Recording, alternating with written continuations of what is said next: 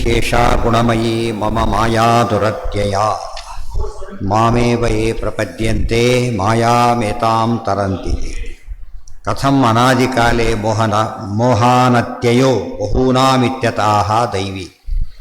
ತುಂಬ ದಿವಸ ಆಗಿದೆ, ಅನಾದಿ ಕಾಲದ ಮೋಹ ಅಂತ ಹೇಳ್ತೀಯ. ತುಂಬ ದಿವಸ ಆದಮೇಲೆ ಏನಾಗುತ್ತೆ? ಹೋಗಿಬಿಡುತ್ತೆ. ಮತ್ತು ಹಳೇದಾದರೆ ಕಿಟ್ಟೋಗಿಬಿಡುತ್ತೆ, ಸುಕ್ಕಿಡೋಗಿಬಿಡುತ್ತಲ್ಲ, ಆ ಥರ ಹೋಗೋದಲ್ಲ ಅಂದರೆ ಹೋಗೋದಿಲ್ಲ.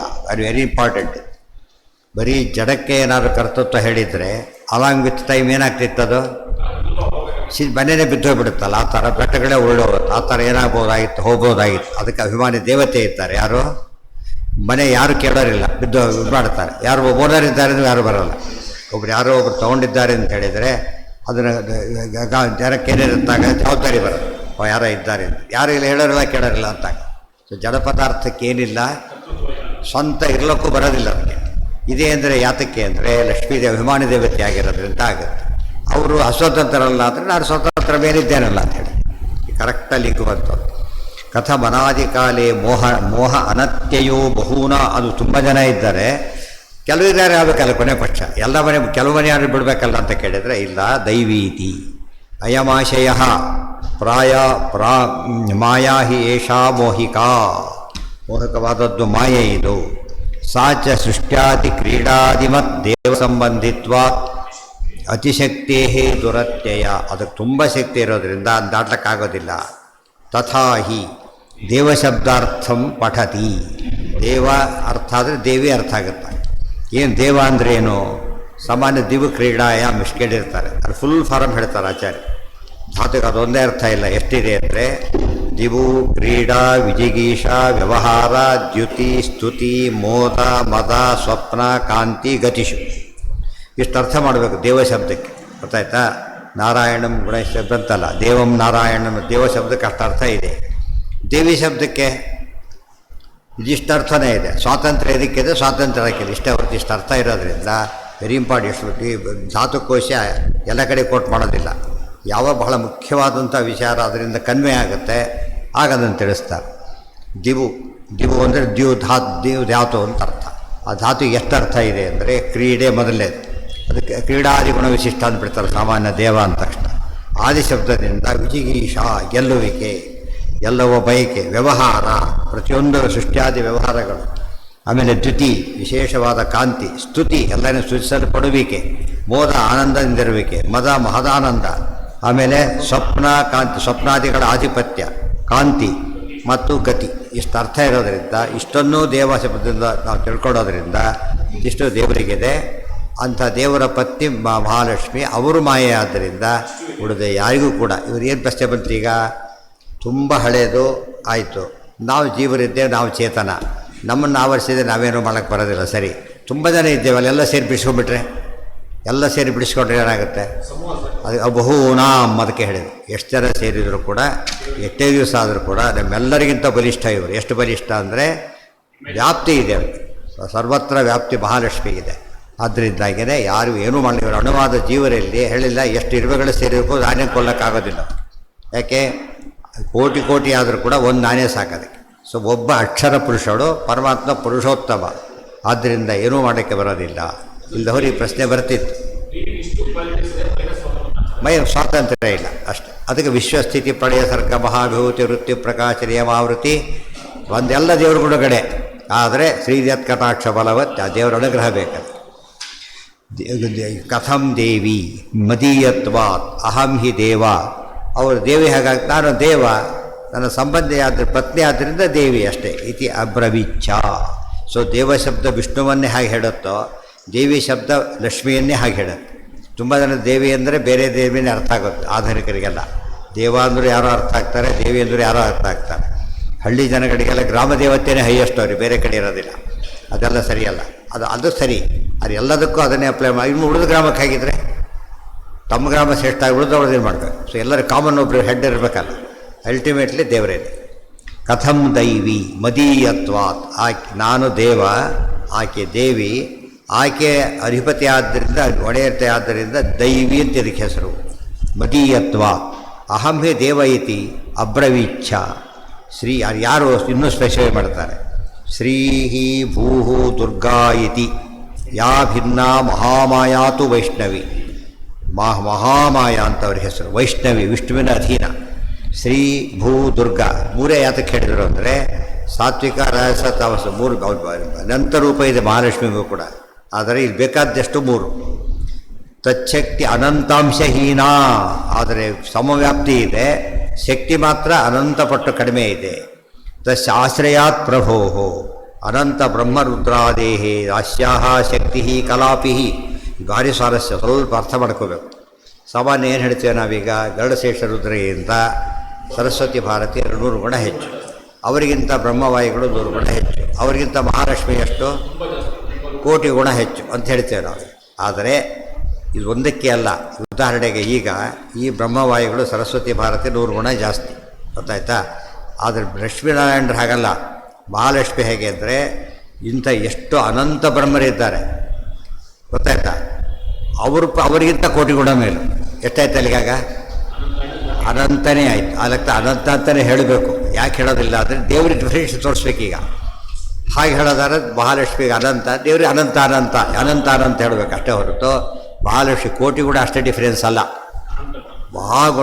ಕೋಟಿ ಶಬ್ದಕ್ಕೆ ಕೋಟಿ ಅಂತ ಅರ್ಥ ಮಾಡ್ದೇನೆ ಭಾರಿ ಜಾಸ್ತಿ, ದೇವರಿಗಿಂತ ಕಡಿಮೆ ಅಷ್ಟು ಅರ್ಥ ಮಾಡಬೇಕೆ ಹೊರತು ಬರೀ ಅಷ್ಟು ಕೋಟಿ ಕ್ರೋಡ್ ಟೈಮ್ಸ್ ಅಂದರೆ ಸಾಲದದು.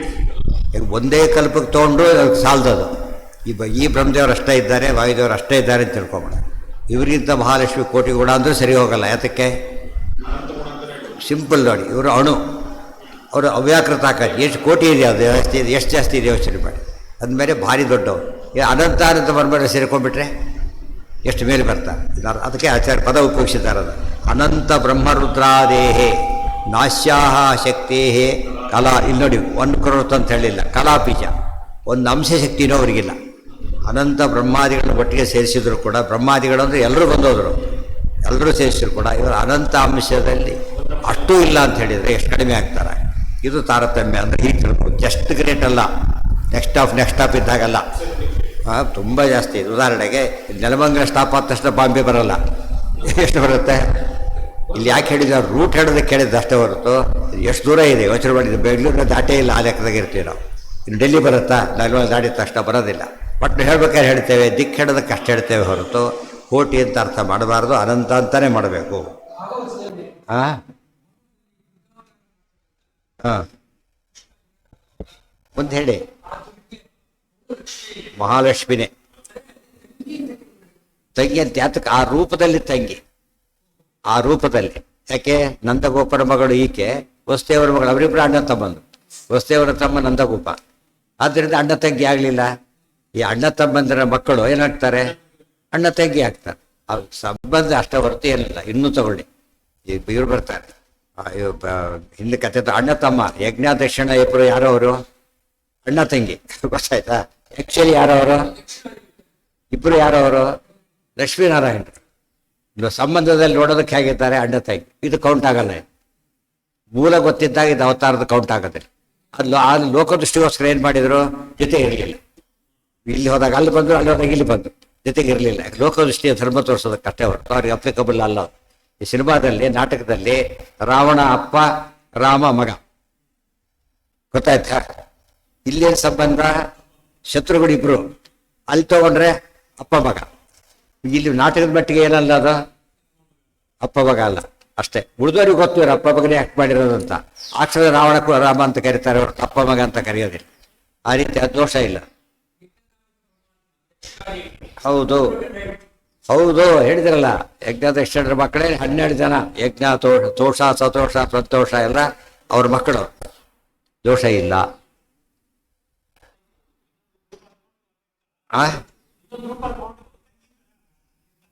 ಅಷ್ಟೇ. ಅವ್ರ ಮೂಲ ಸಂಬಂಧ ಗೊತ್ತಿದ್ದಾಗ ಇದು ಕೌಂಟ್ ಆಗೋದೇ ಇಲ್ಲ. ಮೂಲ ಸಂಬಂಧ ಗೊತ್ತಿಲ್ಲದೆ ಹೋದಾಗ ಮಾತ್ರ ಅಣ್ಣ ತಂಗಿನೇ. ಈ ಅವತಾರ ಪೂರ್ತಿ ಅಷ್ಟೇನೆ.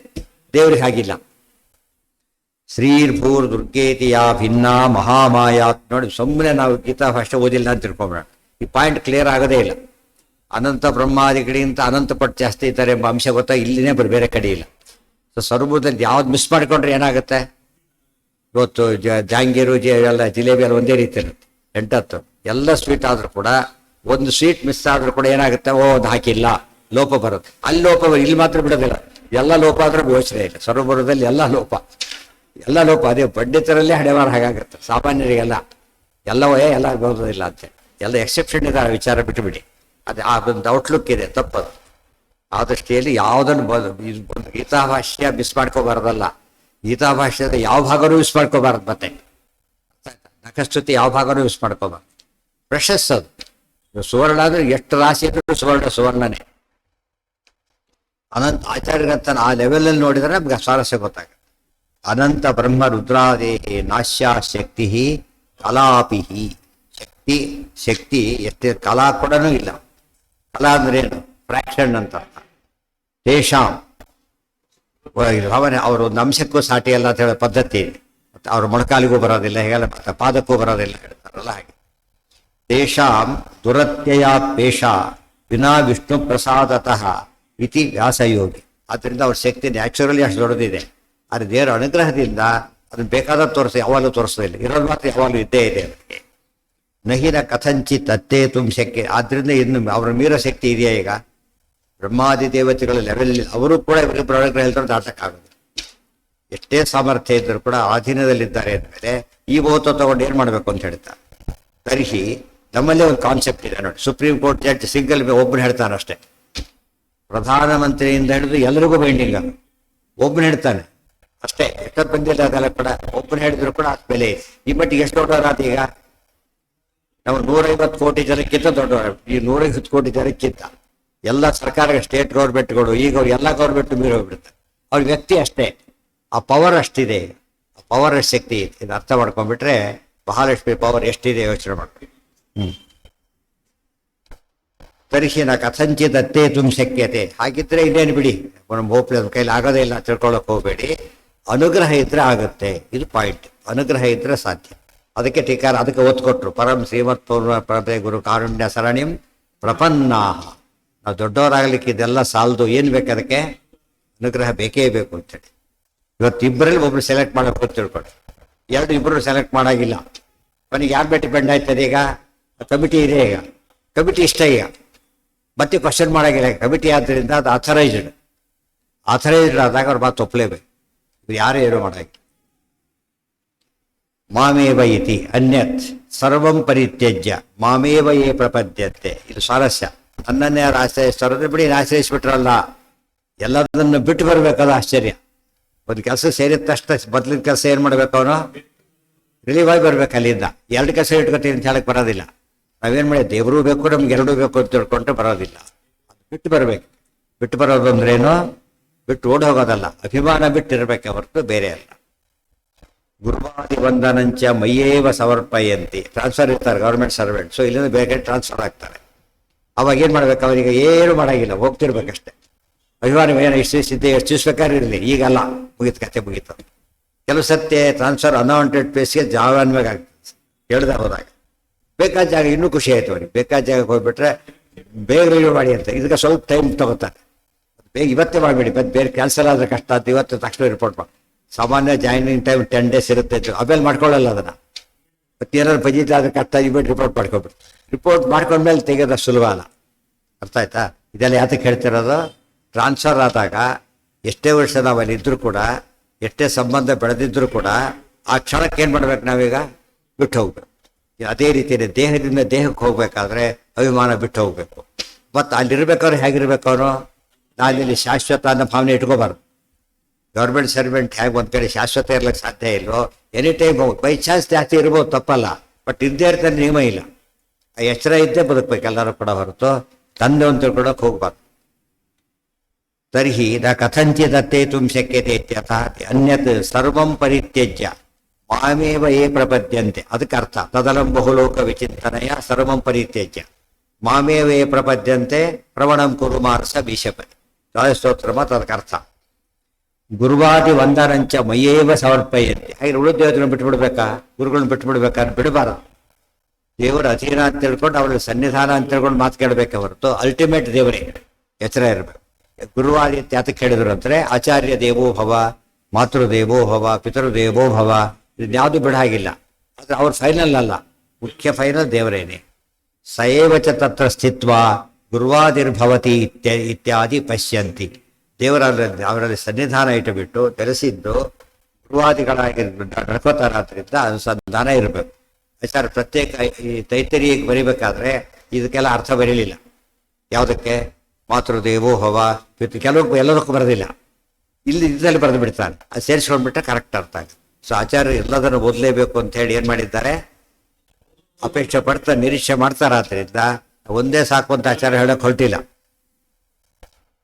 ಮತ್ ಸಂಪತ್ಯಾತು ಪೂರ್ವಾದೀನ್ ಭಜಂತೆ ಮಧ್ಯಮಾನರಾಹ ಮಧುಪಾಸಿತಯ ತಾಂಶ್ಚ ಸರ್ವಭೂತಾನಿ ಚೋತ್ತಮಾಹ. ನನ್ನ ಸನ್ನಿಧಾನ ಅಂತ ತಿಳ್ಕೊಂಡು ಉಳಿದವರು ಭಜನೆ ಮಾಡಿದರೆ ಒಳಗೆ ನಾನೇ ಎದ್ದು ಮಾಡ್ತೇನೆ, ಒಳಗೆ ನಾನೇ ಎದ್ದು ಮಾಡ್ತೇನೆ ಅಂತ ಇವರು ತಿಳ್ಕೊಳ್ತಾರೆ ಉತ್ತಮಾಧಿಕಾರಿಗಳು. ಆಚಾರ್ಯ ಚೈತ್ಯ ವಪುಷಾ ಸ್ವಗತಿಂ ವ್ಯನಂಕ್ಷಿ, ಭಾಗವತದ ವಾಕ್ಯ ಅದು. ಇತಿ ಚ ಆಚಾರ್ಯ ಚೈತ್ಯ ವಪುಷಾ ಸ್ವಗತಿಂ ವ್ಯನಂಕ್ಷಿ, ಗುರುಗಳು ಮೊದಲಾದವರಲ್ಲಿ ಇದ್ದು ನೀನು ನಮಗೆ ಉಪದೇಶವನ್ನು ಮಾಡ್ತೀನಿ ಅಂತ ಹೇಳಿರೋದ್ರಿಂದ ಯಾರೇ ಏನೇ ಹೇಳಿದ್ರು ಕೂಡ ಮೂಲತಃ ಯಾರದು ದೇವರಿಂದ ಆಗಿತ್ತು ಅಂತ ತಿಳ್ಕೊಂಡಿರ್ಬೇಕು. ಇಷ್ಟಾಯ್ತು. ಒಟ್ಟಿನ ಮೇಲೆ ಉಯ್ಯಮೂತ್ರ ಹಿಡಿದಾಯ್ತು. ಈಗ ಮಾಯಾ ಅನ್ನೋದಿದೆ, ಅದರ ಅಧೀನ ಎಲ್ಲರೂ ಇದ್ದಾರೆ, ಆದ್ದರಿಂದ ನಮ್ಮ ಅಧೀನ ಅದೇ ಹೋಗ್ಲಿಕ್ಕೆ ಸಾಧ್ಯ ಇಲ್ಲ. ಮಹಾಲಕ್ಷ್ಮಿ ಕೂಡ ಎಲ್ಲ ಅವ್ರ ಅಧೀನದ ಇದ್ರು ಕೂಡ ಅವ್ರ ಒಡೆಯ ನಾನಾದ್ರಿಂದಾಗಿನೇ ನನ್ನನ್ನು ಶರಣ ಹೊಕ್ಕವರಿಗೆ ಮಾತ್ರ ಬಿಡುಗಡೆ. ಇದು 12ನೇ ಅಧ್ಯಾಯಕ್ಕೆ ಸೂಚನೆ. ಡೀಟೇಲ್ ಆಗಿ ಅಲ್ಲಿ ಹೇಳಿ ಯಾತಕ್ಕೆ ಎಂಬುದನ್ನು ಫರ್ದರ್ ಎಕ್ಸ್ಪ್ಯಾನ್ಷನ್. ಮಾಮೇವ ಯೇ ಪ್ರಪದ್ಯಂತೆ ಮಾಯಾಮೇತಾಂ ತರಂದ್ ಇಷ್ಟು ಹೇಳಿಬಿಟ್ಟು ಎಲ್ಲ ಡೀಟೇಲ್ಸ್ ಎಲ್ಲ ತಿಳಿಸಿದೆ. ಅದು ನನ್ನನ್ನೇ ಶರಣ ಹೊಕ್ಕರೆ ಇದು ದಾಟಕ್ಕೆ ಬರುತ್ತೆ ಅಂತ ಹೇಳಿದಾಗ, ಹಾಗಿದ್ರೆ ವೆರಿ ಸಿಂಪಲ್ ಆಯ್ತಲ್ಲ. ವೆರಿ ಸಿಂಪಲ್ ಆಯ್ತಲ್ಲ. ಏನು ಸಿಂಪಲ್ ಆಯ್ತು? ದೇವರೇ ಕಾಪಾಡಪ್ಪ ಅಂತ ಮುಗಿತಲ್ಲ. ಗೊತ್ತಾಯ್ತಾ? ಅಷ್ಟು ಸುಲಭ ಆದರೆ ಹೋಗೋದು ಅಂತ ಕೇಳಿದ್ರೆ ಹೋಗೋದಿಲ್ಲ ಅಂತ ಹೇಳ್ತಾರೆ. ನೇಚರ್ ಹಾಗಿಲ್ಲ, ಎಲ್ಲರೂ ಕೂಡ ಹಾಗಿಲ್ಲ. ಯಾರು ಮಾಡ್ತಾರೆ ಹಾಗೆ ಅಂದರೆ ನವಾಂ ಪ್ರಕೃತಿ ದುಷ್ಕೃತಿನೋ ಮೂಢಾಹ ಪ್ರಪದ್ಯಂತೆ ನರಾಧಮಾಹ. ನರಾಧಮಾಹ ನೆನಪಾಗಬೇಕು. ಯಾವುದು? ತತ್ವಸಂಖ್ಯಾನ. ಮರ್ತ್ಯಾಧಮ ಚತುರ್ಥೈ. ಮರ್ತ್ಯಾಧಮ ಅಂದ್ರೆ ನರಾಧಮ ಅಂದ್ರೆ ಒಂದೇ, ತಾಮಸರು ಅಂತ ಅರ್ಥ. ತಾಮಸ ಜೀವರು ಏನು ಮಾಡೋದಿಲ್ಲ, ನನ್ನನ್ನು ಶರಣ ಹೋಗೋದಿಲ್ಲ. ಇವತ್ತು ಲೋಕ ಕಾಡ್ತಾ ಇದ್ದೇವಲ್ಲ ಇವತ್ತು ದಿವಸ. ಇವತ್ತು ಕಾನೂನು ಒಪ್ಪರು ಕೂಡ ಮನಪೂರ್ವಕ ಒಪ್ಪರು ಭಾರಿ ಕಡಿಮೆ. ದರಿದ್ರ ಆಟು ಕೂತಿಯಿಂದ ನಮಗೆ ತಿಳ್ಕೊಂಡಿರ್ತಾರೆ. ಒಮ್ಮೆ ಮಾಡಬೇಕು, ಶ್ರದ್ಧೆಯಿಂದ ಮಾಡ್ತಾರೆ, ಎಷ್ಟು ಜನ ಸಿಗ್ತಾನೆ. ಅದರ ನೇಚರೇ ಆಗಿದೆ. ಯಾಕೆ ಒಪ್ಪದ್ರೆ ಪ್ರೊಟೆಸ್ಟ್ ಮಾಡೋದು ಸ್ವಭಾವ. ಆದ್ದರಿಂದ ಕೆಲವರು ಇರ್ತಾರೆ, ಏನು ಹಾಕಿರೋ ಕೊನೆ ಕಾಮೆಂಟ್ ಮಾಡಿ ಹೋಗ್ತಾರೆ, ಬಿಡೋದಿಲ್ಲ. ಎಷ್ಟಾರು ಬೆಳೆಸಿ ಏನಾರು ಮಾಡಿರಲಿ, ಇವತ್ತೇನಾಯ್ತು ಮುಂದೇನು ಮಾಡ್ತಾರೋ ಇವತ್ತಿದೆ ಈ ಥರ ಯಾವ ನೆಗೆಟಿವ್ ಥಿಂಕಿಗೆ ಯಾವ ಒಳ್ಳೇದು ಬರೋದಿಲ್ಲ ಅನ್ನೋ ತಲೆ ಆಕ್ಷೇಪಣೆ ಮಾಡೋಕ್ಕೆ ಕಾಯ್ತಿರ್ತಾರೆ. ಇದು ಅವರ ಸ್ವಭಾವ. ಆದ್ದರಿಂದ ಅದನ್ನು ಅದು ಅನುಭವಿಸ್ಬೇಕಷ್ಟೇ. ಇದು ಸಿಂಪಲ್ ಆನ್ಸರ್. ಇದು ದೇವರನ್ನು ಶರಣ ಹೊಕ್ಕರೆ ಎಲ್ಲ ರೀತಿಯಲ್ಲೂ ಕೂಡ ನಮ್ಮನ್ನು ಕಾಪಾಡ್ತಾನೆ ಅಂದಮೇಲೆ ಯಾಕೆ ಬರೋದಿಲ್ಲ? ಅವರೆಲ್ಲ ಎಂಥವ್ರು ಗೊತ್ತಾ? ನರಾಧಮರವರು. ಏನಾಗಿದೆ ಗೊತ್ತೇನು? ಮಾಯಾ ದುಷ್ಕೃತಿಗಳು. ನಮಗೊಂದು ಸಿಟ್ಟು ಬರುತ್ತೆ, ಬ್ಯಾನರ್ ಬೋರ್ಡ್ ಹಾಕ್ಬಿಡೋದು ಇವರು ಅಧಮರು ಅಂತ ಹೇಳಿ. ಅಲ್ಲ, ದುಷ್ಕೃತಿನಹ. ಅವ್ರು ಕೆಟ್ಟ ಕೆಲಸ ನೋಡಿ ಗೊತ್ತಾಗುತ್ತೆ ಅಧಮರು ಅಂತ ಹೇಳಿ. ಇವತ್ತು ಕಳ್ಳ ಅಂತಾರ ಸುಮ್ಮನೆ ಹೇಳ್ತೀವ? ಕಳ್ತನ ಮಾಡಿದಾಗ ಕಳ್ಳ ಅಂತ ಹೇಳಿದ್ದೇವೋ. ದುಷ್ಕೃತಿಗಳು ಸುಮ್ಮನೆ ಬೋರ್ಡ್ಗೋಸ್ಕರ ನಮ್ಮಲ್ಲಿ ವಾದ ಮಾಡೋರು ಇದ್ದಾರೆ. ದುರ್ಯೋಧನ ರಾಜ್ಯಭಾರ ಭಾರಿ ಚೆನ್ನಾಗಿತ್ತು, ಪಾಂಡವ ಬೇಷಿಯಾಗಿದ್ದೇ ಹೊರತು ರಾಜ್ಯಭಾರ ಚೆನ್ನಾಗಿತ್ತು ಅಂತೇಳಿ. ರಾಜ್ಯಭಾರ ಚೆನ್ನಾಗಿದ್ದ ಮೇಲೆ ಬಿಡಿ ಅವ್ರು ಕೊಳ್ಬೇಕಾಗತ್ತೆ. ಅಂದ್ರೆ ಪಾಂಡವರು ಸ್ವಾರ್ಥಿಗಳಾದಾಗತ್ತೆ. ನಾವು ಗೌರ್ಮೆಂಟ್ ಹೋಗಿ ನಮ್ಮ ಗೌರ್ಮೆಂಟ್ ಬರಬೇಕು ಅಂತ ಹೇಳಿ ತಗೋತಾರೆ. ಆ ಥರ ಗೌರ್ಮೆಂಟ್ ಬಿಡಿಸ್ದಾಗ ಆಗುತ್ತೆ ಹೊರತು ಒಳ್ಳೆ ಗೌರ್ಮೆಂಟ್ ಬಿಡಿಸ್ಬೇಕು ಯಾಕೆ? ಅರ್ಥ ಆಯ್ತಾ? ಈಗ ಅದು ನಮ್ಮಲ್ಲಿ ದೋಷ. ಅದೊಂದು ಕೆಟ್ಟ ಚಟ. ಎಲೆಕ್ಷನ್ ಮೀನಿಂಗೇ ಇರೋದಿಲ್ಲ. ಮಾಡಿಬಿಟ್ರೆ ಏನಾಗುತ್ತೆ ಗೊತ್ತಾಯ್ತಾ? 50-60 ಜಾಸ್ತಿ ಇದ್ರು ವಾಪಸ್ ತಗೋದಾದ್ರೆ ಒಂದು ಕಡಿಮೆ ಇದ್ದು ಇನ್ನೊಂದು ತಗೊಳ್ಳೋಕ್ಕೇನೆ ಒಂಥರ ಮರ್ಯಾದೆ ಹೋಗುತ್ತೆ, ಪೂರ್ತಿ ಇಲ್ಲ ಅಂತ ಆಗುತ್ತೆ. ಅಂದ್ರೆ ಈ ರೀತಿ ಮಾಡಿದರೆ ಏನು ಸರ್? ಅದಕ್ಕೆ ಹೇಳ್ತಾರೆ ಅದು ಮಾಡಬಾರದು. ಅವ್ರಿಗೇನಂತ ಕೇಳಿದ್ರೆ ಆಗಬಾರ್ದು. ಅದು ದುಷ್ಕೃತಿಗಳು ಅಂದ್ರೆ ಹಾಗೆ. ದುಷ್ಕೃತಿನಃ ಮೂಢಾಹ ಪ್ರಪದ್ಯಂತೆ ನರಾಧಮ. ಸ್ವರೂಪತಃ ಮೂಢರು. ಕೃತಿಯಲ್ಲಿ ನೋಡಿ, ಮೂಢ ಎಂಬುದು ಸ್ವರೂಪದೊಳಗಿದೆ, ದುಷ್ಕೃತಿಗಳು ಹೊರಗೆ ಕಾಣಿಸುತ್ತೆ. ಮಾಯೆಯ ಅಪಹರದ ಜ್ಞಾನ. ಮಾಯೆಯಿಂದ ಒಳಗಾಗೋದಂತೂ ಕಾಮನ್. ಮೊದಲೇ ಕುರುಡ ಮಧ್ಯ ಇದು ಕಟ್ಟಲಾಗುತ್ತೆ ಅಷ್ಟೆ. ಕುರುಡನಿಗೆ ಬಟ್ಟೆ ಕಟ್ಟಿದರೆ ಹೇಗೋ ಹಾಗೆ. ಅದೇನು ಇನ್ನೂ ಹೆಚ್ಚು ಟೈಟ್ ಏನಾಯ್ತು ಅವತ್ತು ಉಪಯೋಗ ಬರೋದಿಲ್ಲ. ಆ ಕೊನೆಗೆ ಏನಾಗಿದೆ ಅಂದರೆ ಆಸುರಂ ಭಾವ ಮಾಸ್ತ್ರಿತ. ಅದು ಭಾವ ಅಂದರೆ ಸ್ವರೂಪ, ಸ್ವಭಾವ. ಭಾವ ಅಂದರೆ ಸ್ವಭಾವ. ಅದೇನಾಗಿದೆ ಸ್ವರೂಪದಲ್ಲೇ ಇರೋದ್ರಿಂದ ಏನು ಮಾಡೋಕ್ಕಾಗೋದೇ ಇಲ್ಲ. ಅರ್ಥ ಆಯ್ತಾ? ಅದ್ರ ಎಲ್ಲರೂ ಶರಣ ಹೊಂದೋದಿಲ್ಲ ಅಂತ ತಿಳ್ಕೊಂಡ್ರೆ ಅದು ನಮಗೆ ಯಾತಕ್ಕೆ ಉತ್ತರ ಸಿಕ್ತಿಲ್ಲ. ಯಾರು ಜೀವತ್ರೈವಿಧ್ಯ ಒಪ್ಪೋದಿಲ್ಲ ಅವ್ರಿಗೆ ಉತ್ತರ ಕೊಡಕ್ಕೆ ಬರೋದಿಲ್ಲ. ಜೀವತ್ರೈವಿಧ್ಯ ಸೃಷ್ಟಿ ಮಾಡಿದ್ದಲ್ಲ. 17ನೇ ಅಧ್ಯಾಯ ಪೂರ್ತಿ ಅದನ್ನೇ ಹೇಳೋದು. 14ನೇ ಅಧ್ಯಾಯ ಪ್ರಕೃತಿಯ ಗುಣಗಳನ್ನು ಹೇಳುತ್ತೆ. ಅದು ಗುಣತ್ರಯ ವಿಭಾಗನೇ. ಅದು ಶ್ರದ್ಧಾತ್ರಯ ವಿಭಾಗ. ಸ್ವರೂಪದ ಗುಣಗಳನ್ನು ಹೇಳೋದು ಅದು. ಅದರಿಂದ ಪ್ರತಿಯೊಬ್ಬರು ಕೂಡ ಶರಣ ಹೊಂದಿದರೆ ಮಾತ್ರ ಹಾಗೆ ಆಗುತ್ತೆ. ಅದನ್ನ ಇಟ್ಕೊಂಡೆ ನಾವೇನು ಮಾಡ್ತೇವೆ, ಯಥಾ ಶರಣಂ ನಾಸ್ತಿ ತ್ವಮೇವ ಶರಣಂ ಮಮ ತಸ್ಮಾತ್ ಕಾರುಣ್ಯ ಭಾವೇನ ರಕ್ಷ ರಕ್ಷ ಜನಾರ್ಥ. ಈ ಶ್ಲೋಕ ಅರ್ಥ ಆಗುತ್ತೆ. ನಮ್ಗೆ ಒಪ್ಕೊಂಡ್ಬಿಡ್ತೀವಿ, ನಾವು ಅಸ್ವತಂತ್ರರು, ಅವರು ಒಪ್ಪೋದಿಲ್ಲ ಅದನ್ನು. ಏನೋ ಮಾಡ್ತಾನೆ ದೇವರು, ಏನೋ ಕಿಲಾಡಿ ಮಾಡ್ತಾನೆ ಅಂತ ತಿಳ್ಕೊಂಡ್ಬಿಡ್ತಾರೆ. ಕಿಲಾಡಿ ಥರ ಮಾಡೋದು ತಾವು ದೇವ್ರ ಮೇಲೆ ಹಾಕ್ತಾರೆ. ನಮಾಂ ದುಷ್ಕೃತಿನೋ ಮೂಢಾಃ ಪ್ರಪದ್ಯಂತೆ ನರಾಧಮಾಃ ಮಾಯೆಯ ಅಪಹೃತ ಜ್ಞಾನಾಃ ಆಸುರಂ ಭಾವಮಾಶ್ರಿತ. ಎಲ್ಲಿ ಭಾವ ಅಂತ ಬರುತ್ತೋ ಅದಕ್ಕೇನು ಹೆಸರು? ಸ್ವಭಾವ ಅಂತ. ತರ್ಹಿ ಕಿಮಿತಿ ಸರ್ವೇ ನ ಅತ್ಯಾಯನ್ ಅಂದ್ರೆ ದಾಟಿ ಹೋಗ್ಲಿಲ್ಲ ಸಂಸಾರ ಅಂತ ಹೇಳ್ತಾರೆ. ನಮಾಮಿತಿ ಮಾಡೋದಿಲ್ಲ ಅವರು. ದುಷ್ಕೃತಿತ್ವಾನ್ ಮೂಢಾಃ ಅತಯೇವ ನರಾಧಮಾಃ ಅಪಹೃತ ಜ್ಞಾನತ್ವಾಚ್ಯ ಮೂಢಾಃ. ಸ್ವರೂಪದಲ್ಲೇ ಇಲ್ಲ ಅವರಿಗೆ. ಅತೇವ ಆಸುರಂ ಭಾವಮಾಶ್ರಿತಾಃ ಸಚ ವಕ್ಷ್ಯತೆ ಪ್ರವೃತ್ತಿಂಚ ನಿವೃತ್ತಿಂಚ. ಎಲ್ಲಿ ಬರುತ್ತೆ ಇದು? 18ನೇ ಅಧ್ಯಾಯ. ಅದು ಕೋಟ್ ಮಾಡಿದ್ರು. ಇತ್ಯಾದಿನ ಪ್ರವೃತ್ತಿಂಚ ನಿವೃತ್ತಿಂಚ ಜನಾನ ವಿದುರಾಸುರಾಹ. ಅಲ್ಲಿ ಪ್ರವೃತ್ತಿನೂ ಗೊತ್ತಿಲ್ಲ, ನಿವೃತ್ತಿನೂ ಗೊತ್ತಿಲ್ಲ. ಯಾರಿಂದ ಪ್ರವೃತ್ತವಾಯಿತು ಯೋಚನೆ ಮಾಡೋದಿಲ್ಲ, ಅದನ್ನು ಯೋಚನೆ ಮಾಡೋದಿಲ್ಲ. ಯಾಕೆಂದ್ರೆ ತಮ್ಮದೇ ತಿಳ್ಕೊಂಡಿರೋದ್ರಿಂದ, ನಾವೇ ಪ್ರವರ್ತನ ತಿಳ್ಕೊಂಡಿರೋದ್ರಿಂದ ಆ ಥರ ಯೋಚನೆ ಮಾಡೋದೇ ಇಲ್ಲ. ಇದು ಅವರ ಸ್ವಭಾವ. ಉಕ್ತಂಚಯೇ ತತ್ ವ್ಯಾಸಯೋಗೇ. ಇವೆಲ್ಲ ಎಲ್ಲಿ ಹೇಳಿದ್ದಾರೆ? ವ್ಯಾಸಯೋಗ ಗ್ರಂಥದಲ್ಲಿ ಬಂದಿದೆ. ಜ್ಞಾನಂ ಸ್ವಭಾವ ನೋಡಿ, ಸ್ವಭಾವ ಪದ ಉಪಯೋಗಿಸಿದ್ರಿ ಈಗ. ಭಾವ ಶಬ್ದಕ್ಕೆ ಸ್ವಭಾವ. ಜ್ಞಾನಂ ಸ್ವಭಾವೋ ಜೀವಾನಾಂ ಮಾಯೆಯಾ ಚಾಭಿಭೂಯತೆ. ಅವರವರ ಜ್ಞಾನ ಅವರ ಸ್ವರೂಪದಲ್ಲಿರುತ್ತೆ, ಮಾಯೆಯಿಂದ ಅದು ತೆರೆಗೆ ಒಳಗಾಗುತ್ತೆ. ಈಗ ಅಸುರಾಹ ಅನ್ನೋ ಪದಕ್ಕೆ ಅರ್ಥ ಹೇಳ್ತಾರೆ. ಸ್ವಾರಸ್ಯವಾದ ಅರ್ಥ ಇದೆ. ಅಸುರ ಅಂದರೆ ಯಾತಕ್ಕೆ ಗೊತ್ತಾ? ಅಸುಷು ರಥಾಹ ಅಸುರಾಹ. ಅಸುಷು ರಥಾಹ ಅಸುರಾಹ ತಚ್ಚೋಕ್ತಂ ನಾರದೀ ಜ್ಞಾನ ಪ್ರಧಾನಾದೇವಾಸ್ತು ಅಸುರಾಸ್ತು ರಥ ಅಸೌ. ಅಸುರರು ಅಂದರೆ ನಾವು ಸಾಮಾನ್ಯ ಅರ್ಥ ಮಾಡ್ಕೊಳ್ಳೋದೇನು? ಅಸುರ ಅಂದರೆ ಸುರರು, ಅವ್ರಿಗೆ ಆಪೋಸಿಟ್ ಅಸುರರು. ಸುರರು ದೇವತೆಗಳು, ಆಪೋಸಿಟ್ ಅಸುರರು. ಎಲ್ಲ ತಪ್ಪರ್ತಾರೆ ಅಲ್ಲ. ಬಟ್ ಇನ್ನೊಂದು ಅರ್ಥ ಹೇಳ್ತಾರೆ. ಏನಂದ್ರೆ ಅಸುಷು ರಥಾಹ. ಹಸು ಅಂದರೆ ಇಂದ್ರಿಯಗಳು ಅಂತ ಅರ್ಥ. ಅವ್ರಿಗೆ ಏನು ಬೇಕು ಯಾವಾಗಲೂ ಅಂದರೆ ಇಂದ್ರಿಯ ಆರಾಮ. ಇಂದ್ರಿಯ ಆರಾಮ ಅಂದ್ರೆ ಏನು? ನೋಡ್ಲಿಕ್ಕೆ ಸಿಕ್ತು, ಕೇಳಲಿಕ್ಕೆ ಸಿಕ್ತು, ತಿನ್ಲಿಕ್ಕೆ ಸಿಕ್ತು, ಮುಗಿದ ಕಥೆ ಅಷ್ಟೇ. ಅವರು ಬೇರೆ ಯೋಚನೆ ಮಾಡಲ್ಲ ಅವರು. ಅದಕ್ಕೆ ಏನಂತ ಇಂದ್ರಿಯ ಆರಾಮರು ಅಂದರು ಒಂದೇ, ಹಸುರು ಅಂದರು ಒಂದೇ. ನೀವು ಜ್ಞಾನಿಗಳು ಹಾಗಲ್ಲ, ಜ್ಞಾನ ಪ್ರಧಾನರು, ಇಂದ್ರಿಯ ಪ್ರಧಾನರಲ್ಲ ಇವರು. ಜ್ಞಾನ ಪ್ರಧಾನರಾದರೆ ದೇವತೆಗಳು, ಇಂದ್ರಿಯ ಪ್ರಧಾನರಾದರೆ ಹಸುರು. ಅದೇನು ಪದಾರ್ಥ ರುಚಿ ಇದೆ ತಿಂತಾನೆ, ತಿನ್ನಬಾರ್ದು ಒಮ್ಮೆ ಬಿಟ್ಬಿಟ್ಟ. ಜ್ಞಾನ ಮುಖ್ಯ ಅಲ್ಲ ಅವನಿಗೆ, ತಿನ್ನಬಾರ್ದು ಅಂತ ಹೇಳ್ತಾರೆ. ಹೇಳೋರು ಯಾರು ಇಲ್ಲ, ಹೋದವರು ತಿಂದ್ಬಿಟ್ರೆ ಆಯ್ತು. ಅಂದರೆ ಅವನಿಗೆ ಜ್ಞಾನ ಮುಖ್ಯ ಅಲ್ಲ, ತಿನ್ನೋದು ಮುಖ್ಯ. ಅದು ಇಂದ್ರಿಯ ಆರಾಮರು ಅಂತ. ವಿಷಯ ಆರಾಮರು ಅಂದ್ರು ಒಂದೇ, ಇಂದ್ರಿಯ ಆರಾಮರು ಅಂತ ಒಂದೇ. ಇವ್ರು ಹಾಗಲ್ಲ, ಆತ್ಮಾರಾಮರು. ಜೀವನದ ಸಾತ್ವಿಕರಂಥವ್ರವರು ಪರಮಾತ್ಮನ ಮನಸ್ಸು ಹಾಕೋದ್ರಿಂದ ಅವರ ದೃಷ್ಟಿಕೋನನೇ ಬೇರೆ. ಓದಿ ಎಂಜಾಯ್ ಮಾಡಿದರೆ ವಿದ್ಯಾರ್ಥಿ, ಕ್ಲಾಸ್ ತಪ್ಪಿಸಿ ಎಂಜಾಯ್ ಮಾಡಿದರೆ ಅವನು ವಿದ್ಯಾರ್ಥಿ ಆಗಲಿಲ್ಲ, ವಿದ್ಯೆ ಬೇಕಿಲ್ಲ ಅಂತ ಅರ್ಥ. ಹಸು ಶಬ್ದ ಯಶು ಅಂದರೆ ಪ್ರಾಣ ಶಬ್ದಕ್ಕೆ ಇಂದ್ರಿಯ ಅಂತನೂ ಅರ್ಥ, ವಾಯುದೇವರು ಅಂತನೂ ಅರ್ಥ, ತುಂಬ ಶಕ್ತಿ ಅಂತನೂ ಅರ್ಥ, ತುಂಬ ಅರ್ಥಗಳಿವೆ. ದೇವರು ಅಂತನೂ ಅರ್ಥ. ಸಮಯ ನೋಡ್ಕೊಂಡು ಅರ್ಥ ಮಾಡ್ಬೇಕು. ಅವತಾರ ಮಾಡಿದ್ದು ಅದಕ್ಕೋಸ್ಕರ. ಅವರು ನಮ್ಮ ಬದುಕು ಜ್ಞಾನಕ್ಕೋಸ್ಕರ ಇದ್ದರೆ ಅವರು ಅದಕ್ಕೊಂಡು ಮಾಡ್ತಾರೆ. ಜ್ಞಾನಂ ಸ್ವಭಾವೋ ಜೀವಾನಾಂ ಮಾಯಯಾಚ ಅಭಿಭೂಯತೆ ಇತಿ ಅಸುಷು ರಥಾಹ ಅಸುರಾಹ. ಆಚಾರ್ಯರು ಕೋಟ್ ಮಾಡ್ಬೇಕಾದ್ರೆ 2 ಉದ್ದೇಶ ಇದೆ, ನೆನಪಿರ್ಬೇಕು. ಒಂದು ಉದ್ದೇಶ ಹೇಳಿದ್ದಕ್ಕೆ ಆಧಾರ ಕೊಡೋದು. ಇನ್ನೊಂದು ಉದ್ದೇಶ ಏನಂದ್ರೆ ಹೊಸ ವಿಷಯ ಅದರಲ್ಲಿ ಕಾಣೋದು. ಕೊಟೇಶನ್ ಕೊಟ್ಟರು ಒಂದು ಪ್ರೂವ್ ಆಯ್ತು. ಈಗ ಅದು ಹೊಸ ವಿಷಯ ಏನು ಗೊತ್ತಾಯ್ತಂದ್ರೆ ಜ್ಞಾನಪ್ರಿಯರು ದೇವತೆಗಳು, ದೇವಸ್ವಭಾವೋ ದಿವಿಜದ್ರುಮೋಯಂ. ಇವ್ರು ಹಾಗಲ್ಲ, ಇಂದ್ರಿಯಾರಾಮರು ಅಂತ ಹೊಸ ವಿಷಯನೂ ಗೊತ್ತಾಗುತ್ತೆ. ಎಷ್ಟು ಪರ್ಪಸ್ ಸರ್ವ್ ಮಾಡ್ತಾರೆ ಅಂದರೆ ಅದೆಲ್ಲ ಅನಲೈಸ್ ಮಾಡೋಕ್ಕೆ ಸ್ಟೈಲ್ ಆಫ್ ಮಧ್ವಾಚಾರ್ಯ. ಆ ಸ್ಟೈಲ್ ಯುನಿಕ್ ಸ್ಟೈಲ್. ಆ ಸ್ಟೈಲ್ ಯಾರೂ ಅಡಾಪ್ಟ್ ಮಾಡಲಿಲ್ಲ, ಅವರೊಬ್ಬರೇ ಮಾಡಲಿಲ್ಲ. ಅಂದರೆ ಅವನ್ನ ಬೈಲಿಕ್ಕೆ ಶುರು ಮಾಡಿದ್ರು. ಯಾಕೆ ತಾವು ಮಾಡದೇ ಇದ್ದಲ್ಲಿ ಬೈಯೋದು, ಬೆಟ್ಟ ಹತ್ತೋರ್ನೇ ಕೂತವ್ರು ಬೈತಾರಲ್ಲ ಹಾಗೆ. ಚತುರ್ವಿಧ ಭಜಂತೆ ಮಾಂ ಜನಾಹ ಪ್ರಕೃತಿನೋರ್ಜುನ.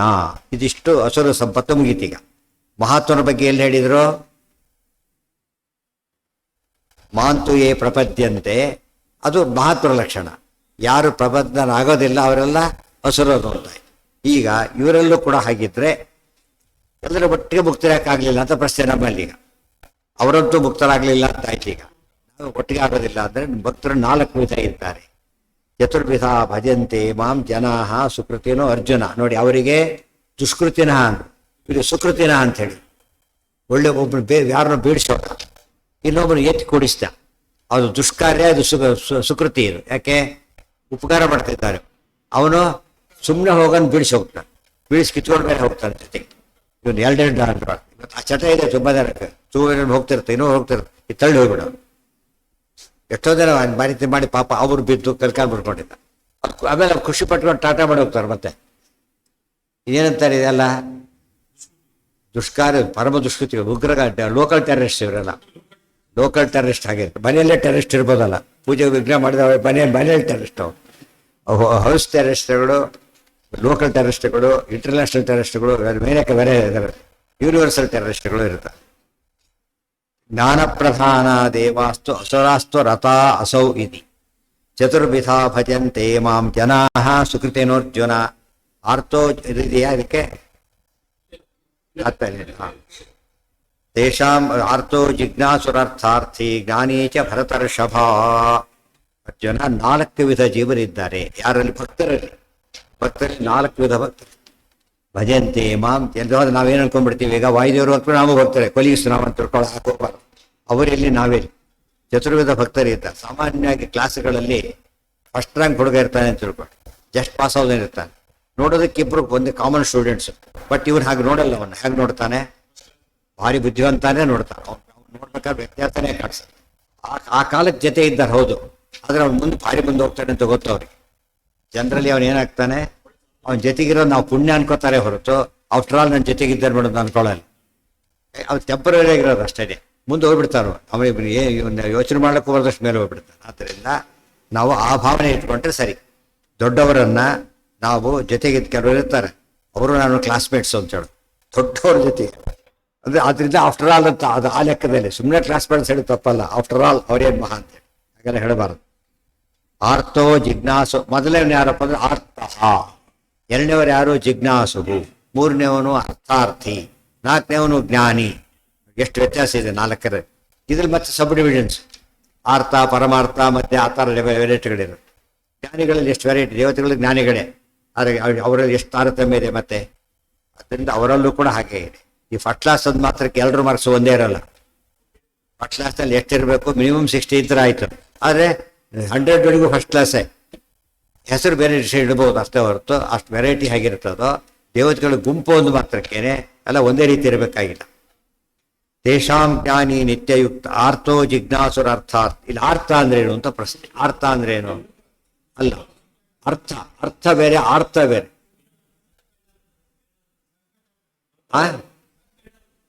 ಕಷ್ಟಕ್ಕೊಳಗಾದ ನೊಂದವನು ಅಂತ ಅರ್ಥ. ನೊಂದವರು ಸಂಕಟ ಬಂದ ವೆಂಕಟರಮಣ ಕೇಸಿ, ಅದಕ್ಕೋಸ್ಕರ ಹೋಗೋರು ಇದ್ದಾರೆ. ಅಲ್ಲಿ ದೇವ್ರು ಒಪ್ತಿರೋದೇ ಇಲ್ಲ. ಪ್ರಾಬ್ಲಮ್ ಬಂತು, ಯಾರೋ ಹೇಳಿದ್ರು ಹೋದ, ಕೆಲಸ ಆಗ್ಲಿಲ್ಲ ಬೈದ, ಆಯ್ತು ಇನ್ಮೇಲೆ ಬಿಡೋದಿಲ್ಲ ಅಂತ. ಆ ಥರ ಅರ್ಥ ಎಲ್ಲಿ ಬಂದಿದೆ? ಅರ್ಥ ಶಬ್ದ ಹೇಳಿ ನೋಡೋಣ. ಎಲ್ಲಿ ಅರ್ಥ ಅಂತ ಬಂದಿದೆಯಾ? ಎಲ್ಲಿ ಬಂದಿದೆ ಹೇಳಿ? ಅರ್ಥ ಅನರ್ಥ ಬಂದಿದೆ, ಅರ್ಥ ಅನರ್ಥ ಅಂತ ಬಂದಿಲ್ಲ. ಅಲ್ಲಿ ಬಂದಿದೆ, ಕರೆಕ್ಟ್. ಕೃಷ್ಣಾವೃತ ಮಾಡಿದ್ರೆ ಹೇಳಿದ್ದಾರೆ ಅರ್ಥ, ಆರ್ತರು, ನೊಂದವರು. ನೋಡಿ, ಏಕವಚನ ಇದೆ. ಚತುರ್ವಿಧ ಅಂತ ಹೇಳಿದ್ರೆ ಬಹುವಚನ. ಒಂದು ಜಾತಿ ಮಾವಿನ ಹಣ್ಣಿದೆ, ಸಾವಿರಾರು ಇದೆ. ಜಾತಿ ಒಂದಾದ್ರೂ ಮಾವಿನ ಹಣ್ಣು ವೆರೈಟಿ, ಸಾವಿರ. ಆ ಥರ ಆರ್ತರಿದ್ದಾರೆ, ಅದ್ರಲ್ಲಿ ಬೇಕಾಷ್ಟು ಜನ ಇದ್ದಾರೆ. ಇನ್ನೊಂದು ಅರ್ಥ ಎಲ್ಲಿ ಬರುತ್ತೆ?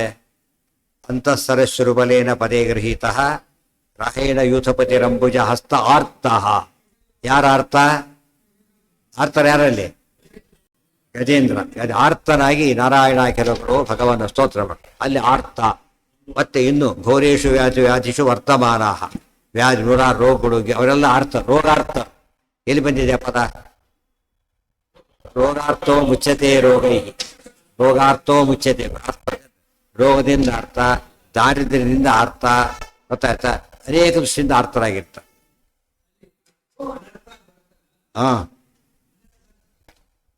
ಶಾಸ್ತ್ರ ಹೇಳ್ತಾರೆ ಅರ್ಥ ಶಬ್ದಕ್ಕೆ ಅದು ಬಿಡಿಸೋದು ಅನೇಕ ರೀತಿ ಬಿಡಿಸ್ಬೇಕು. ಅರ್ಥ ಶಬ್ದಕ್ಕೆ ಅರ್ಥ, ಅನರ್ಥ ಶಬ್ದಕ್ಕೆ ದೇವರ ಅರ್ಥ. ಅನರ್ಥ ಅಂದ್ರೆ ಏನು? ಸರಿ, ದೇವರ ಅರ್ಥ ಅಷ್ಟೇ ಅಲ್ಲ, ದೇವರಂತ ಅರ್ಥ ಇನ್ನೊಂದಿಲ್ಲ. ಅಲ್ಟಿಮೇಟ್ ನಾವಿದ್ಯತೆ ಅನ್ಯ ಅರ್ಥ ಅಸ್ಮಾತ್. ಆ ರೀತಿ ಬಿಡಿಸಿದಾಗ ಏನು ಅರ್ಥ ಆಗುತ್ತೆ? ದೇವರ ಅರ್ಥ ಅವನಿಗಿಂತಲೂ ಒಂದು ಅರ್ಥ ಇಲ್ಲ, ಅಷ್ಟು ಮೇಲಿದ್ದಾನೆ. ಇವನು ಮನುಷ್ಯ, ಇವನಷ್ಟು ಶ್ರೇಷ್ಠ ಯಾರೂ ಇಲ್ಲ.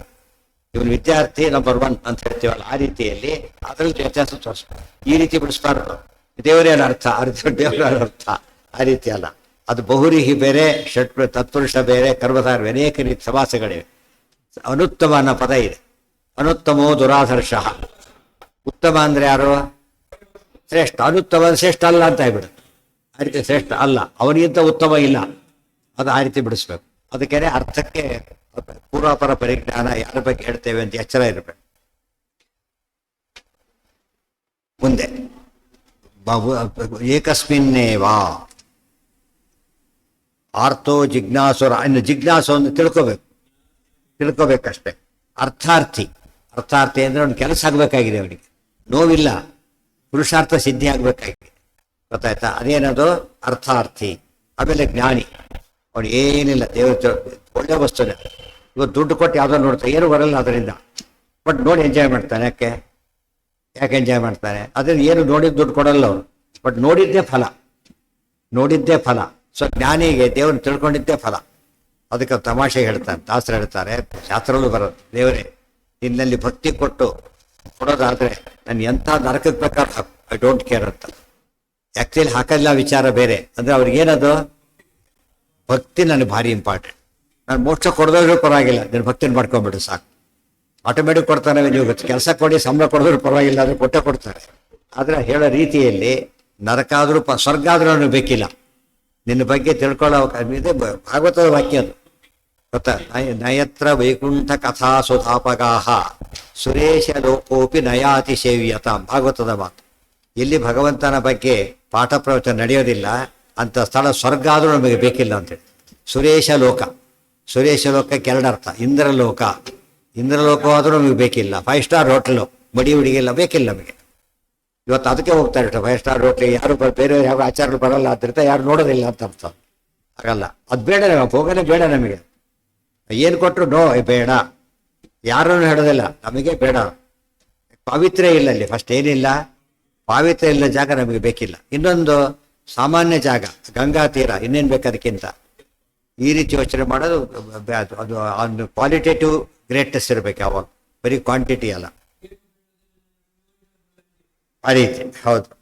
ಆದ್ದರಿಂದ ಜನಾಹ ಸುಕೃತಿನ ಅರ್ಜುನ ಜ್ಞಾನೀಚ ವಾಯುದೇವರೆಲ್ಲ ಎಂಥವರವರೆಲ್ಲ, ಅವ್ರಿಗೆ ಏನು ಕೊಡಬೇಕು ಅಂತ ರಾಮದೇವ್ರ ಕಡೆ ಏನು ಬೇಡ ಅಂತೇಳಿ ಭಕ್ತಿ ಕೊಟ್ಟರೆ ಸಾಕು ಅಂತ ಹೇಳಿ ಆ ಲೆವೆಲಲ್ಲಿ.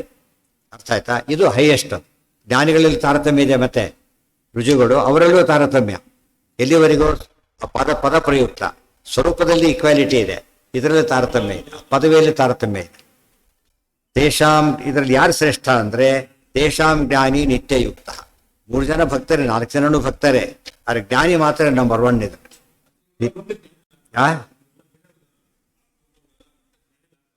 ಆಗ್ತಾರೆ. ಬಟ್ ಅವ್ರಿಗೆ ಒಂದು ಟ್ರೆಂಡ್ ಇದೆ. ಅವರು ಈ ಕ್ಯಾಲಿಬರಿ ಬರಲ್ಲ. ಅವರು ದೇವರು ಬೇಕು, ನೀವು ಮೋಕ್ಷನೂ ಬೇಕು. ಮೋಕ್ಷ ಬೇಕು, ಅದಕ್ಕೆ ದೇವರು ಬೇಕು. ಇವ್ರು ಹಾಗಲ್ಲ, ದೇವರು ಇದ್ದಾರೆ ಅದಕ್ಕೆ ಮೋಕ್ಷ ಬೇಕು. ಉಲ್ಟಾ ಪಟ್ಟ ಇವರೆಲ್ಲ. ಅರ್ಥ ಆಯ್ತು? ಒಂದಿದೆ ಸ್ವಾರ್ಥ ತಪ್ಪಲ್ಲ. ಇನ್ನೊಬ್ಬರು ಹಾಳು ಮಾಡೋ ಉದ್ದೇಶ ಇಲ್ಲ, ನನಗೆ ಪೂರ್ತಿ ಸಿಗಲಿ ಅಷ್ಟೇ, ಏನು ತಪ್ಪಲ್ಲ. ಅವ್ರು ಲಿಮಿಟೇಷನ್ ತೋರಿಸುತ್ತೆ ಹೊರತು ದೋಷ ಅಲ್ಲ. ಲಿಮಿಟೇಷನ್ ತೋರಿಸುತ್ತೆ. 99 ತಗೊಂಡ 100 ತಗೊಂಡ, ಇಬ್ಬರು ಭಾರಿ ಬುದ್ಧಿವಂತಾರೆ, ಆದರೆ ಡಿಫರೆನ್ಸ್ ಇದೆ ಇಬ್ಬರಲ್ಲೂ ಅಷ್ಟೇ. ತೇಷಾಂ ಜ್ಞಾನಿ ನಿತ್ಯಯುಕ್ತ ಏಕಭಕ್ತಿರ್ ವಿಷಯ. ಅವನು ಏಕಭಕ್ತಿ. ಜ್ಞಾನಿ ರಕ್ಷಣೆ ಏನಪ್ಪ ನಿಮ್ಗೆ ಗೊತ್ತಾಗಲ್ವಲ್ಲ. ಏಕಭಕ್ತಿ. ಅವು ಜ್ಞಾನಿ ಎಂಬುದನ್ನು ಪಾಂಡಿತ್ಯದ ಮೇಲೆ ನಡಿಬಾರದು, ಭಕ್ತಿ ಮೇಲೆ ನಡಿಬೇಕು. ಅವ ಭಕ್ತಿ ಎಷ್ಟು ಊಟ ಮಾಡ್ದ ಅಂತ ಅಡಿಬಾರ್ದು, ಎಷ್ಟು ಜೀರ್ಣಿಸ್ಕೊಂಡ ಅಂತ ಅಡಿಬೇಕು. ಊಟ ಮಾಡ್ದ ಆಸ್ಪತ್ರೆ ಸೇರಿದ, ಇನ್ನೊಬ್ಬರು ಸುಖವಾಗಿದ್ದಾರೆ, ಇವನು ಸರಿಯಾದ ಊಟ ಮಾಡ್ದ, ಅವನಲ್ಲ. ಅದಕ್ಕೆ ಹೇಳ್ತಾರೆ, ಅದರಲ್ಲಿ ವಿವಿಧ ರೀತಿಯಲ್ಲಿ ಬರುತ್ತೆ. ಜೀರ್ಣಮನ್ನಂ ಪ್ರಶಂಸಂತಿ. ಅನ್ನನ ಊಟ ಮಾಡಿದ ತಕ್ಷಣ ಹೊಗಳ್ಬಾರ್ದು, ಜೀರ್ಣಾದ್ಮೇಲೆ ಹೊಗಳ್ಬೇಕು ಅಂತ ಹೇಳಿ. ಆಗ ಮುಂದೆ ಎಲ್ಲಿ ಹೋದ ಯಾರಿಗೂ ಗೊತ್ತವನು. ಸೀದಾ ಆಸ್ಪತ್ರೆಗೆ ಹೋಗ ವಾಂತಿ ಮಾಡಿಕೊಂಡ ಉಪಯೋಗ ಇಲ್ಲ ಅದರಿಂದ. ಅದೇ ರೀತಿಯಲ್ಲಿ ಆಮೇಲೆ ಮೊದಲೆಲ್ಲ ಹೊಗಳ್ಬಾರ್ದು. ದೈವಿ ಶೇಷ ಭಕ್ತಿಯ ವಿಶಿಷ್ಯತೆ. ಭಕ್ತಿ ಹೇಗೆ ಗೊತ್ತಾಗುತ್ತೆ? ದೇವರಿಗೆ ಪ್ರಿಯವಾದ ಕೆಲಸಗಳನ್ನ ಮಾಡಿದ ಭಕ್ತಿ ಅಂತ ಗೊತ್ತಾಗುತ್ತೆ. ಯಾರಿಗೆ ಪ್ರಿಯವಾದ ಕೆಲಸಗಳನ್ನ ಯಾರು ಮಾಡ್ತಾರೋ ಅವರವ್ರ ಭಕ್ತರು ಅಂತ ಗೊತ್ತಾಯ್ತು. ಅಪ್ರಿಯ ಕೆಲಸ ಮಾಡಿದರೆ ಈರುಳ್ಳಿ ತಿಂತಾರೆ ಗೊತ್ತಿದ್ದಾರೆ, ಏಕಾದಶಿ ಮಾಡ್ತೇನೆ ಅಂತ ಏನು ಮಾಡ್ಬೇಕು ಅವನಿಗೆ? ದೇವ್ರು ಹೇಳಿದ್ದಾರೆ ಕರೆ, ಇದು ದೇವ್ರ ಕೆಲಸ ಏಕಾದಶಿ, ನನ್ನ ಕೆಲಸ ಈರುಳ್ಳಿ. ಈ ಭಾಗ ಮಾಡಬಾರ್ದು. ಏನದು? ದೇವ್ರ ಕೆಲಸನೇ ಮಾಡಬೇಕು, ನಮ್ಮ ಕೆಲಸ ಸಪರೇಟ್ ಇಲ್ಲ. ತೇಷಾಂ ಜ್ಞಾನಿ ನಿತ್ಯಯುಕ್ತ ಏಕಭಕ್ತಿರ್ವಿಶಿಷ್ಯತೆ. ಅದು ಏಕಭಕ್ತಿ ಅಂದ್ರೇನು? ಸದಾಕಾಲ ಭಕ್ತಿ ಅಂದರೆ ಏಕಭಕ್ತಿ ಅಂತ ಕರೀತಾರೆ. ಏಕಾಭಕ್ತಿ ಅಸ್ಯ, ಅಚಲಾಭಕ್ತಿ ಅಂತ. ಏಕಾಗ್ರತೆ ಅಂತೀವಲ್ಲ ಹಾಗೆ. ತೇಷಾಂ ಜ್ಞಾನಿ ನಿತ್ಯಯುಕ್ತ ಏಕಭಕ್ತಿ ವಿಶಿಷ್ಯ, ಇದರಲ್ಲಿ ಶ್ರೇಷ್ಠ. ಯಾತಕ್ಕೆ ಎರಡು ಪದ ಉಪಯೋಗಿಸಿದ್ದಾನೆ ಅಂದರೆ, ಫಸ್ಟ್ ಅರ್ಥ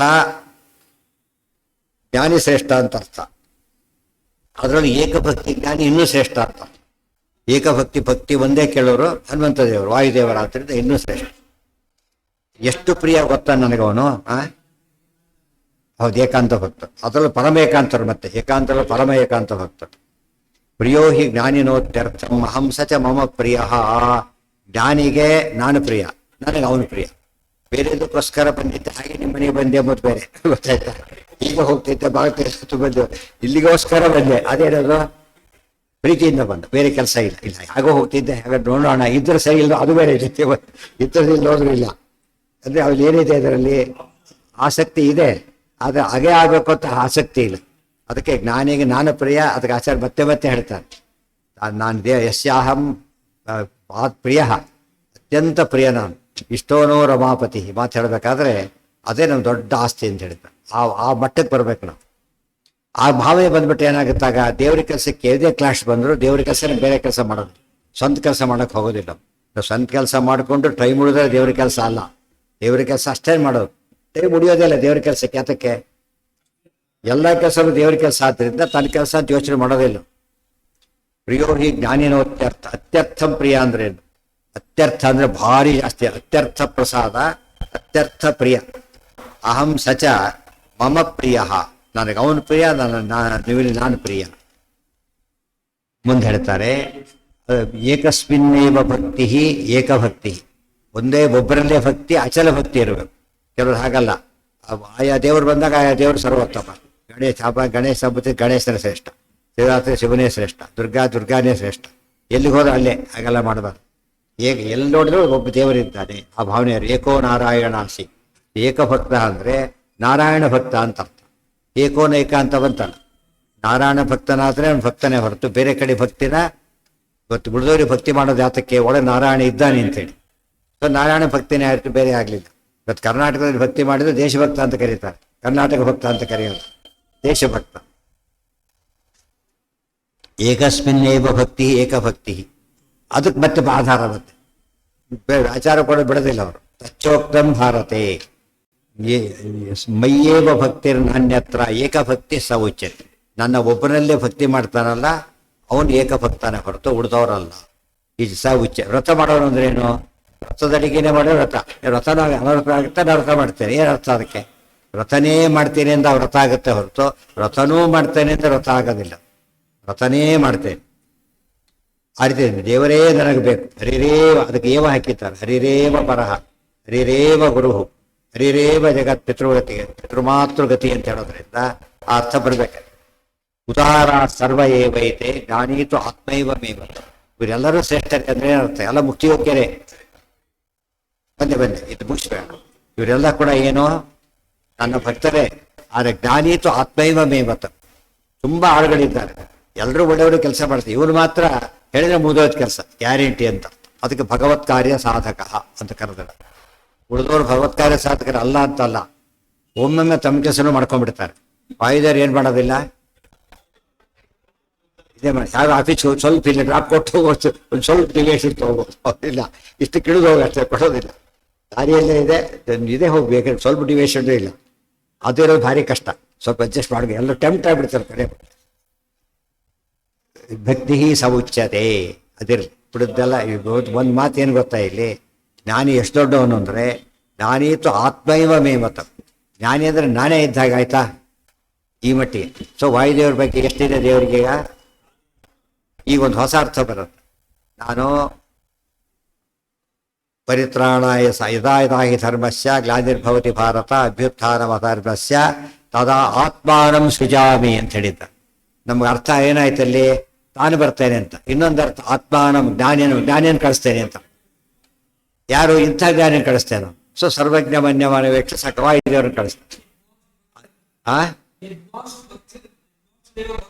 ಹೌದು, ಆದ್ರಿಂದಾನೆ ಅವ್ರು ಏಕಭಕ್ತರಾದ್ರೆ ಅವ್ರು ಕಳಿಸ್ತೇವೆ. ಆತ್ಮ ಶಬ್ದಕ್ಕೆ ಒಂದು ಪ್ರಶ್ನೆ ಉಳ್ಕೊಂಡ್ಬಿಡ್ತಿತ್ತು ಹಾಗೆ. ನೀನು 3 ಯುಗದಲ್ಲಿ ಮಾತ್ರ ಅವತಾರ ಮಾಡ್ತೀವಿ, ಇನ್ನೊಂದ್ರಲ್ಲಿ ಮಾಡೋದಿಲ್ಲ, ಮತ್ತೆ ಎಲ್ಲ ಕಾಲ ಅವತಾರ ಮಾಡ್ತೀನಿ ಅಂದ್ರೆ ಆತ್ಮ ನಮ್ ಇನ್ನೊಂದು ಅರ್ಥ ಇದೆ. ಈಗ ನನ್ನಂತವ್ರನ್ನ ಕಳಿಸ್ತೀನಿ, ಆಯ್ತಾ, ಯೋಚನೆ ಮಾಡಿ. ನಮಗೆ ಸಾಕಷ್ಟೇ ಕೆಲಸ ಆಗ್ಬೇಕಾದ್ರೆ ನಾನು ಬರೋದಿಲ್ಲ, ನನ್ನಂತವ್ರು ಕಳಿಸ್ತೇನೆ ಸಾಕು.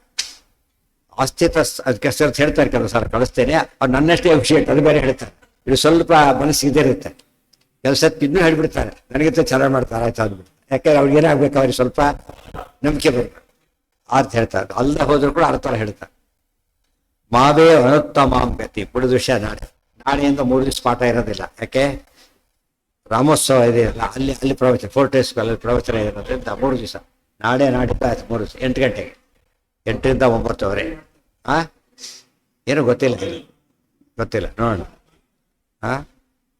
3 ದಿವಸ. ಆಮೇಲೆ ಏಕಾದಶಿ ದಿವಸ ಇರುತ್ತೆ ಇಲ್ಲ ಡೌಟು, 1 ನಿಮಿಷ. ಏಕಾದಶಿ ಇರುತ್ತೆ ಡೌಟು, ಮತ್ತೆ ದ್ವಾದಶಿ ಇರೋದಿಲ್ಲ ಗ್ಯಾರಂಟಿ, ಮತ್ತೆ ತ್ರಯೋದಶಿ ಇರೋದಿಲ್ಲ, ಬೇರೆ ಕೆಲಸ ಇದೆ ಅವತ್ತಿನಿಲ್ಲ.